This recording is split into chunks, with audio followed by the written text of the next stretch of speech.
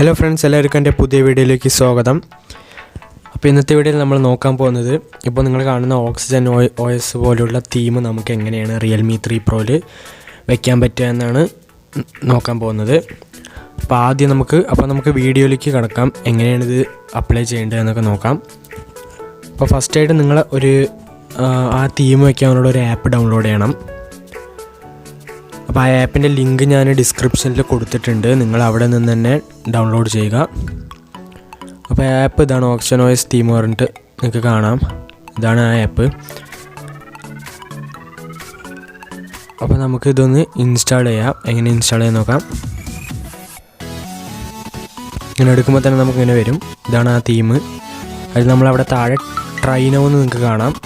ആ try now click ചെയ്യുക. എന്നിട്ട് ഡോൺ കീപ്പ് കൊടുക്കുക. കീപ്പ് എന്ന് കൊടുക്കണ്ട, ഡോൺ കീപ്പ് എന്ന് കൊടുക്കുക. അപ്പോൾ നിങ്ങൾക്ക് താഴെ അവിടെ 5 മിനിറ്റ് ട്രയലിന് കാണാം.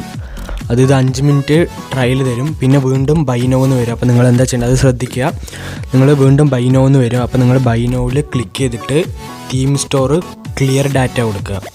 എന്നിട്ട് വീണ്ടും ബൈ നൗ എന്ന് വന്നു വെച്ചാൽ അത് ബൈ നൗ ക്ലിക്ക് ചെയ്യുക. അപ്പോഴാണ് അത് ഫിക്സ് ആവുള്ളൂ. അത് നിങ്ങൾ എന്തായാലും ശ്രദ്ധിക്കുക. അപ്പോൾ ഇതൊക്കെയാണ് അതിൻ്റെ തീം. നിങ്ങൾക്ക് കാണാം എല്ലാം മാറിയിട്ടുണ്ട്.